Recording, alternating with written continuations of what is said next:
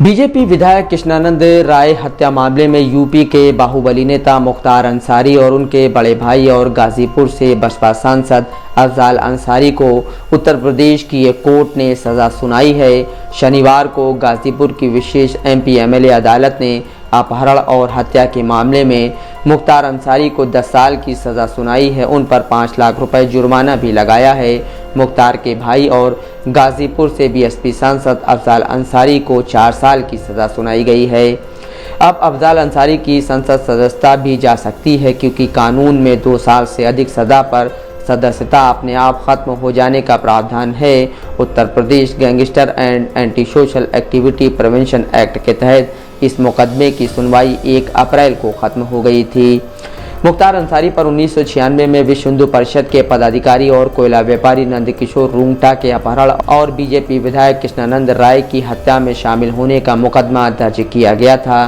साल 2005 में कृष्णानंद राय की हत्या कर दी गई थी। उस वक्त जेल में बंद होने के बावजूद मुख्तार अंसारी को इस हत्या मामले में नामजद किया गया था। कृष्णानंद राय की पत्नी अलका राय ने कहा कि उन्हें न्यायपालिका पर पूरा भरोसा है और आने वाले समय में गुंडों और माफिया का राज खत्म हो जाएगा।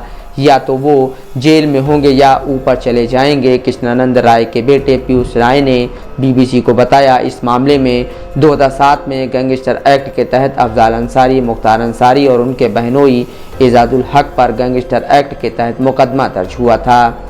इस पूरे मामले के ट्रायल और सज़ा को लेकर पीयूष राय कहते हैं, पहले की जो भी सरकारें रही हैं उनके ना इरादे नेक रहे हैं और ना ही उनका मकसद सही रहा है। उनके लिए अपराधियों को पालना पोसना एक कारोबार था और जब से बीजेपी की सरकार आई है उसमें कम से कम इतना रहा है कि गवाह बिना भय अपनी गवाही देने का मौका मिला है। किसी भी अपराधी को संरक्षण नहीं मिला है। जीरो टॉलरेंस की नीति जो भी रही है सरकार कि उसको ग्राउंड पर लागू भी किया गया है, जिसके चलते हम अपनी गवाही ठीक से कर सकें। गाजीपुर की मोहम्मदाबाद विधानसभा सीट साल 1985 से अंसारी परिवार के पास थी। 17 साल बाद 2002 के विधानसभा चुनाव में बीजेपी के कृष्णानंद राय यहां से विधायक चुने गए, लेकिन वे अपना कार्यकाल पूरा नहीं कर सके। एमएलए चुने जाने के 3 साल बाद यानी 2005 में उनकी हत्या कर दी गई। कृष्णानंद राय एक कार्यक्रम का उद्घाटन करके लौट रहे थे कि तभी उनकी बुलेट प्रूफ टाटा सूमो गाड़ी को चारों तरफ से घेर कर अंधाधुंध फायरिंग की गई।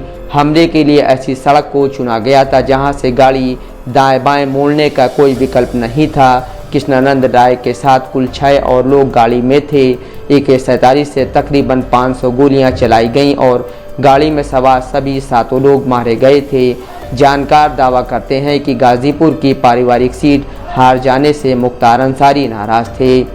पिछले कुछ सालों से अंसारी परिवार पर कानून का शिकंजा कसता गया। मऊ में अंसारी की कई कथित गैर कानूनी प्रॉपर्टी को ध्वस्त कर दिया गया। सितंबर 2022 में इलाहाबाद हाई कोर्ट की लखनऊ बेंच ने मुख्तार अंसारी को एक जेलर को धमकाने के मामले में 7 साल की सज़ा सुनाई थी। ये मामला साल 2003 का था। मुख्तार अंसारी पर आरोप था कि उन्होंने जेलर पर पिस्टल तान कर मारने की धमकी दी थी। इसके कुछ दिन बाद 1999 के एक मामले में गैंगस्टर एक्ट के तहत उन्हें 5 साल सश्रम कारावास की सज़ा सुनाई गई और 50,000 रुपये का जुर्माना भी लगाया गया। मुख्तार अंसारी पर आरोप था कि वो एक गैंग के सरगना हैं। वो हत्या, लूट और अपहरण जैसे अपराधों को अंजाम देते हैं। जुलाई 2022 में मुख्तार अंसारी की पत्नी अफसा अंसारी और उनके बेटे अब्बास अंसारी को फरार घोषित कर दिया गया। अगस्त 2020 में लखनऊ विकास प्राधिकरण ने अफजाल अंसारी के घर को ढा दिया। आरोप था कि ये घर गैर कानूनी तरीके से बनाया गया था। मुख्तार अंसारी को फिरौती के मामले में साल 2019 से पंजाब की रूपनगर जेल में रखा गया था। वो फिलहाल उत्तर प्रदेश के बांदा की जेल में हैं।